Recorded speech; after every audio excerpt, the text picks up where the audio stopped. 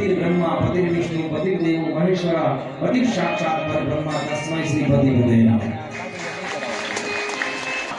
પતિ દેવે એના ગળામાં જે મંગળ સૂત્ર પહેરાવ્યું એનાથી કોઈ મોટી કંઠી નથી।